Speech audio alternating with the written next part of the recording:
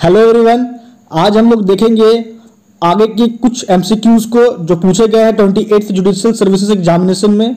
और ये सभी एमसीक्यूज प्रीवियस ईयर क्वेश्चन से रिलेटेड है, तो ये सभी एमसीक्यूज काफी महत्वपूर्ण हो जाते हैं आने वाले 31st बिहार जुडिशियल एग्जाम के दृष्टिकोण से। तो आप बड़े ध्यान से इन सभी एमसीक्यूज को देखिए और आपका टोटल में कितना सही हुआ है आप इसे कमेंट करके जरूर बताइए मुझे, ताकि आपको भी ये पता चले कि आपका कितना अभी तक प्रिपरेशन हो पाया है और इतना कम समय में आपको अब और आगे क्या करना है। आज के एपिसोड को शुरू करें उसके पहले अगर आप अभी तक हमारे चैनल पे नए हो तो इंतजार मत करो, जल्दी से जाओ, आपको नीचे दिखेगा रेड कलर का सब्सक्राइब बटन, आप उस पर क्लिक करो, चैनल को सब्सक्राइब जरूर करो, बेल आइकन दबाओ ताकि डेली लेक्चर आपको मिले। और अगर आपको कोई भी समस्या है लॉ से जुड़ा हुआ तो आप मुझे बेझिझक इंस्टाग्राम पे फॉलो करो, इंस्टाग्राम का लिंक आपको मिल जाएगा डिस्क्रिप्शन बॉक्स में। और अगर आप इन एमसीक्यूज के पीडीएफ को डाउनलोड करना चाहते हो तो आप हमारे टेलीग्राम ग्रुप से जरूर जुड़ो। टेलीग्राम ग्रुप का लिंक और इंस्टाग्राम का लिंक दोनों का मिल जाएगा आपको डिस्क्रिप्शन बॉक्स में। तो चलिए बिना समय गवाए स्टार्ट करते हैं आज के एपिसोड को। तो आज के क्वेश्चन नंबर फर्स्ट पे आते हैं। क्वेश्चन नंबर फर्स्ट है, according to our constitution Rajya Sabha is option A dissolved in 2 years, option B dissolved in 5 years, option C dissolved in 6 years, option D not subject to dissolution. जैसा कि आपको पता ही है, बहुत इजी क्वेश्चन है कि जो हमारे संविधान में राज्यसभा का जिक्र है, ये राज्यसभा परमानेंट हाउस है, इसका डिसोल्यूशन होता नहीं है। तो करेक्ट आंसर हो जाएगा option D. Next question, question number 2। Question number 2 कह रहा है, in the case of Golaknath versus state of Punjab it was remarked that our preamble contains a nutshell its ideals inspiration who was the judge। That means कि question number 2 कह रहा है कि Golaknath case में जो कहा गया था कि प्रियम्बल में ऐसा भाग है जो ये दर्शाता है कि हमारा संविधान का क्या इंस्पिरेशन है। तो सबसे महत्वपूर्ण जो सवाल कह रहा है कि इस केस में कहा क्या गया था, इस महत्वपूर्ण है कि इस केस के जज कौन थे। तो ऑप्शन ए है justice Mathew, option B justice Krishna Iyer, option C justice Subbarao, option D justice HR Khanna. तो इस केस में जो जज थे वो थे justice Subbarao. Option C is the correct answer. Next question, question number 3। In which of the following cases the supreme court held that the preamble is not a part of constitution. किस case में supreme court ने कहा था कि संविधान का हिस्सा नहीं है प्रियम्बल। तो ऑप्शन ए है A के गोपालन case, option B Re Berubari case, option C Minerva Mills case, option D A के एंटोनीज केस। तो करेक्ट आंसर हो जाएगा इसका option B Re Berubari case. और इस केस में कहा गया कि प्रियम्बल जो है वो संविधान का हिस्सा नहीं है, लेकिन किस केस में कहा गया था कि संविधान का हिस्सा है प्रियम्बल, तो वो था केशवानंद भारती का केस, याद रखिएगा। Next question, question number 4। Question number 4 है, right to life does not include right to die was held in. किस केस में कहा गया कि जीने का जो अधिकार है उसके अंतर्गत मरने का अधिकार नहीं आता है।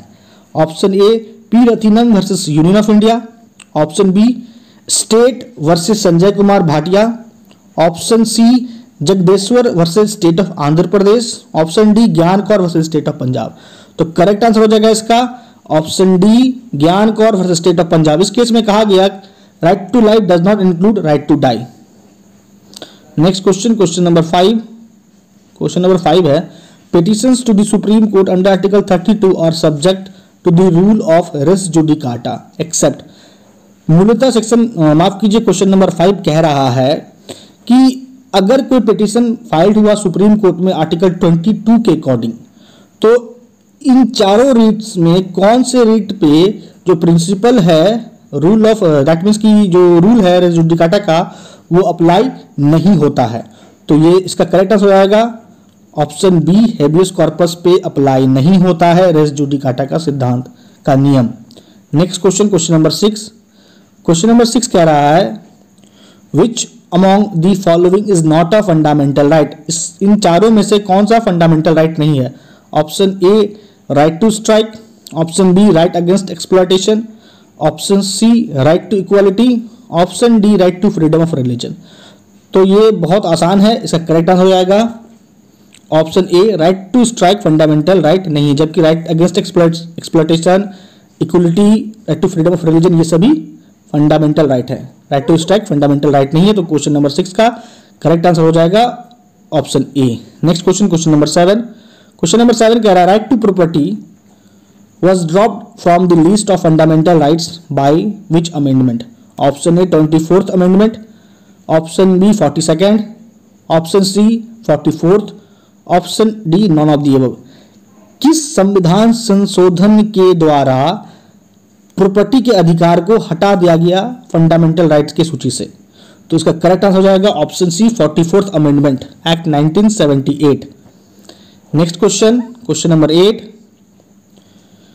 The protection and improvement of environment including forest and wildlife of the country are in। अब यहां पे कह रहा है क्वेश्चन नंबर 8 की प्रोटेक्शन और इंप्रूवमेंट के बारे में बात कर रहा है। किस चीज का? तो इन्वायरमेंट और फॉरेस्ट और वाइल्ड लाइफ का। तो ये जो इससे जुड़े हुए जो प्रावधान है वो किस किस में है? ऑप्शन ए डीपीएसपी में है, ऑप्शन बी फंडामेंटल ड्यूटीज में है, ऑप्शन सी नेशनल पॉलिसी में है, option D both A and B. तो आपको पता है कि ये हमारा डायरेक्टिव प्रिंसिपल्स में भी आता है और फंडामेंटल ड्यूटी भी है कि हम प्रोटेक्ट करें अपने एनवायरनमेंट को, वाइल्ड लाइफ को, फॉरेस्ट को। तो करेक्ट आंसर हो जाएगा option D both A and B. Question number 9 पे आते हैं। क्वेश्चन नंबर 9 कह रहा है by which of the following constitutional amendment act the voting age was reduced from 21 years to 18 years. किस संविधान संशोधन के द्वारा वोटिंग एज को 21 से घटा के 18 कर दिया गया? तो करेक्ट आंसर हो जाएगा इसका option C 61st amendment act 1987। Next question, question number 10। Question number 10 है under the government of India act 1935 the federal court had option A original jurisdiction, option B appellate jurisdiction, option C advisory jurisdiction, option D all of the above. तो government of India act 1935 के according federal court को original jurisdiction भी था, appellate jurisdiction भी था और advisory jurisdiction भी था। तो करेक्ट आंसर हो जाएगा option D all of the above. Question number 11। Which one of the following made the Indian legislature bicameral? अब किस इंडियन कानून के द्वारा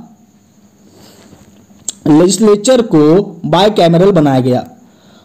दैट मीन्स अ हाउस, माफ कीजिए, legislature having two house. Bicameral का मतलब क्या होता है? Legislature having two house. किस भारतीय कानून के द्वारा ऐसा हुआ? Option A Indian council act 1909, Indian independence act 1947, option C government of India act 1919, option D government of India act 1935। तो बाई कैमरल लेजिस्लेशन का जो कॉन्सेप्ट है वो आया था गवर्नमेंट ऑफ इंडिया एक्ट 1919 के द्वारा। Next question, question number 12। Which of the following aimed at providing a federal structure for India? किस एक्ट के द्वारा फेडरल स्ट्रक्चर का विवरण हुआ था पहली बार? Option A Indian council act 1909, government of India act 1919, government of India act 1935, Indian independence act 1947। तो करेक्ट आंसर हो जाएगा इसका गवर्नमेंट ऑफ इंडिया एक्ट 1935। इस एक्ट के द्वारा भारत के फेडरल स्ट्रक्चर के बारे में बताया गया था। Government of India act 1935, option C is the correct answer. और लेजिस्लेचर को बाइकैमरल बनाया गया गवर्नमेंट ऑफ इंडिया एक्ट 1919 के द्वारा। उसके बाद सेपरेट इलेक्टोरेट का जो कॉन्सेप्ट है वो लाया गया था इंडियन काउंसिल एक्ट 1909 के द्वारा। मुस्लिम के लिए अलग चुनाव का प्रक्रिया, हिंदू के लिए अलग चुनाव का प्रक्रिया, सेपरेट इलेक्टोरेट से ही कहते हैं। उसके बाद हम भारत को स्वतंत्रता मिला, आज़ादी मिली, इंडिपेंडेंस मिला है गवर्नमेंट ऑफ माफ कीजिए इंडियन इंडिपेंडेंस एक्ट 1947 के थ्रू। तो ये कुछ महत्वपूर्ण बातें एक्ट से जुड़ी हुई जो आपको ध्यान रखनी है। Question number 13। क्वेश्चन नंबर 13 कह रहा है when magna carta granted in England. Magna carta कब ग्रांट हुआ इंग्लैंड में? तो करेक्ट आंसर हो जाएगा इसका option number D 1215। When magna carta granted England 1215। Next question, question number 14। Question number 14 है which of the following statement is incorrect? इन चारों में से कौन सा स्टेटमेंट गलत है? Option A conventions are certain and clear. Option A ही गलत है, तो इस क्वेश्चन का करेक्ट आंसर हो जाएगा ऑप्शन ए। कन्वेंशंस कभी भी सर्टेन और क्लियर नहीं होता है, इसलिए इनकरेक्ट स्टेटमेंट है option A. Next question, question number 15। Question number 15 है which of the following is are the main source of British constitution? British constitution का मेन स्रोत क्या था या क्या है? Option A judicial decisions, option B conventions, option C commentaries, option D common law. तो correct answer हो जाएगा option B conventions. British constitution का मेन सोर्स कन्वेंशन है। Next question, question number 16। Question number 16 कह रहा है the two houses of the British parliament are.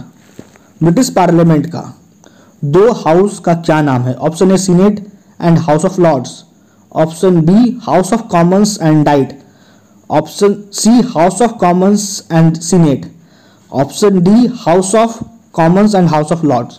तो दो हाउस ब्रिटिश पार्लियामेंट का है, house of commons and house of Lord's. Correct answer हो जाएगा ऑप्शन डी। डाइट जापान के संसद का नाम है, सीनेट अमेरिका में है, अमेरिका का एक हाउस है सीनेट। ये सब याद रखिए।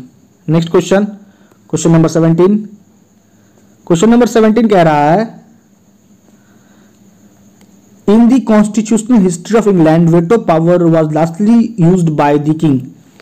इंग्लैंड के इतिहास में, संवैधानिक इतिहास में वेटो पावर का अंतिम बार इस्तेमाल किंग के द्वारा कब हुआ था? Option A 1707, option B 1832, option C 1911, option D 1949। Correct answer हो जाएगा इसका ऑप्शन ए 1707 में अंतिम बार वेटो पावर का इस्तेमाल हुआ था किंग के द्वारा। Next question, question number 18। बहुत इजी क्वेश्चन है ये, बार बार पूछा गया है। डेलीगेटस नॉन पोटेस्ट डेलीगरे, माफ कीजिए यहाँ डेलीगेट हो गया, डेलीगरे होगा यहाँ पे। डेलीगेटस नॉन पोटेस्ट डेलीगरे का मतलब क्या होता है? Option A delegate can further delegate its power, option B delegated legislation is valid, option C delegate can not further delegate, option D none of the above. तो क्वेश्चन नंबर 18 का correct answer हो जाएगा option C delegate can not further delegate. Next question, question number 19। Question number 19 कह रहा है during the operation of martial law, option A important rights of the citizens are suspended, option B parliament is dissolved, option C civil government is suspended and option D none of the above. तो martial law के दरमियान जब martial law लागू रहता है तो उस वक्त भारतीय नागरिक का जो इंपॉर्टेंट राइट्स है वो सस्पेंड हो जाता है। तो क्वेश्चन नंबर 19 का करेक्ट आंसर हो जाएगा ऑप्शन ए। नेक्स्ट क्वेश्चन आते हैं, बात करते हैं क्वेश्चन नंबर 20 पे, आज का last question. In England the doctrine of rule of law was propounded by, option A Jennings, option B Blackstone, option C professor Dicey, option D Sidney Low. आपको इस सवाल का जवाब कमेंट बॉक्स में देना है। मैं फिर से क्वेश्चन बता रहा हूं कि रूल ऑफ लॉ प्रोपाउंड हुआ था किसके द्वारा? चार ऑप्शन आपके सामने है, करेक्ट आंसर इसका आपको कमेंट बॉक्स में देना है। तो दोस्तों आज इस लेक्चर में इतना ही। मैं अंततः बस आपको इतना बोलूंगा कि अगर आपको कोई समस्या है तो आप मुझे इंस्टाग्राम पे फॉलो करो, इंस्टाग्राम का लिंक आपको मिल जाएगा डिस्क्रिप्शन बॉक्स में। और आज के एमसीक्यू का पीडीएफ आप हमारे टेलीग्राम ग्रुप से डाउनलोड कर सकते हैं। तो टेलीग्राम ग्रुप का लिंक और इंस्टाग्राम का लिंक आपको मिल जाएगा डिस्क्रिप्शन बॉक्स में। इस वीडियो को ज़्यादा से शेयर कीजिएगा अपने स्टडी ग्रुप में और मुझे कमेंट करके जरूर बताइएगा कैसा लगा आपको आज का लेक्चर। तो दोस्तों आज लेक्चर में इतना ही। आपका आप तक हमारे साथ बने रहने के लिए बहुत बहुत धन्यवाद।